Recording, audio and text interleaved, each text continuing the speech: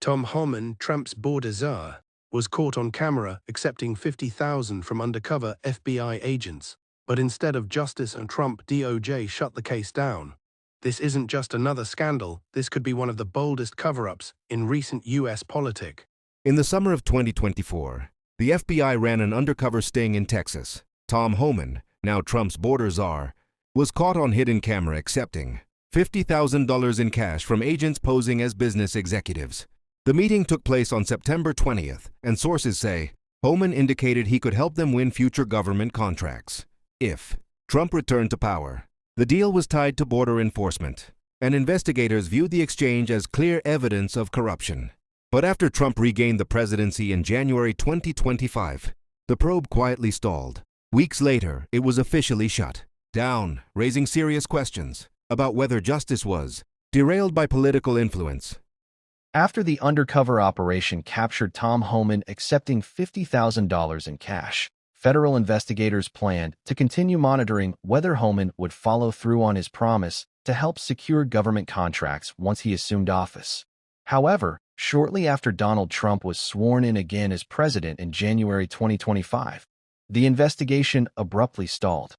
Sources familiar with the matter revealed that FBI and Department of Justice officials put the probe on indefinite hold.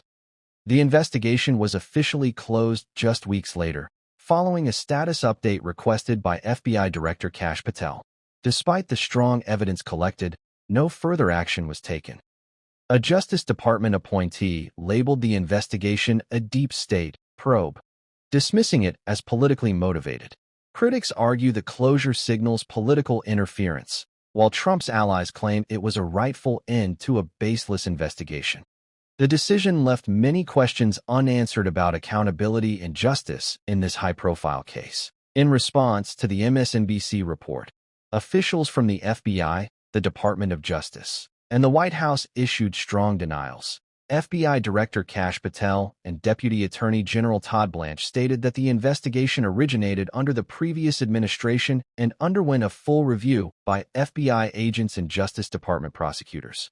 They confirmed that no credible evidence of criminal wrongdoing was found. They emphasized that the department's resources must focus on genuine threats to the American people, not on what they called baseless investigations. Consequently, the probe was officially closed. Meanwhile, White House Deputy Press Secretary Abigail Jackson criticized the investigation as politically motivated. She described it as a blatantly political investigation with no evidence of illegal activity. Jackson accused the Biden Justice Department of diverting resources to target President Trump's allies instead of focusing on real criminals and addressing illegal immigration. She defended Tom Homan as a dedicated career law enforcement officer who is doing an outstanding job for President Trump and the country. These statements highlight the deep political divide surrounding the case and its implications.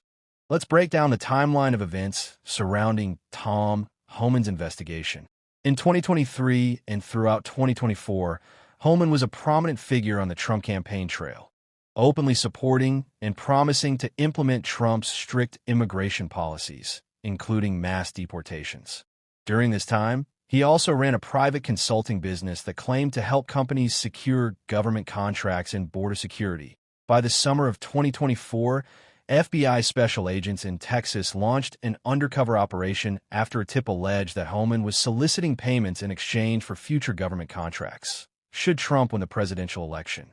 On September 20th, 2024, with hidden cameras recording, Homan was caught accepting $50,000 in cash from undercover FBI agents posing as contractors at a Texas meeting spot. Despite this evidence, after Trump was inaugurated again in January 2025, the investigation stalled. Top Trump-appointed officials in the Justice Department decided to close the probe by early 2025, calling it a deep state. In late 2024, elite DOJ prosecutors from the Public Integrity Section joined the investigation into Tom Homan, signaling the seriousness of the probe. These seasoned corruption experts typically handle high-profile cases involving public officials. However, shortly after, the investigation was abruptly sidelined. Despite strong initial evidence, the case was quietly shut down after Trump's return to office, leaving many questions unanswered about what really happened behind the scenes. Thanks for watching. If you found this breakdown helpful, don't forget to like, subscribe, and hit the notification bell so you never miss an update. Drop your thoughts in the comments. What do you think about this case? Stay tuned for more deep dives and political news right here. See you in the next video. Tom Homan, as White House border czar and former acting director of Immigration and Customs Enforcement, holds significant influence over U.S. immigration enforcement. During Trump's 2024 presidential campaign, Homan was vocal about his role in executing strict immigration policies, including large-scale deportations. He promised to aggressively enforce border security and deport millions of undocumented immigrants, aligning closely with Trump's hardline immigration agenda. This gave him considerable power, not just within the federal agencies, but also as a key advisor in shaping and pushing immigration policies at the highest level.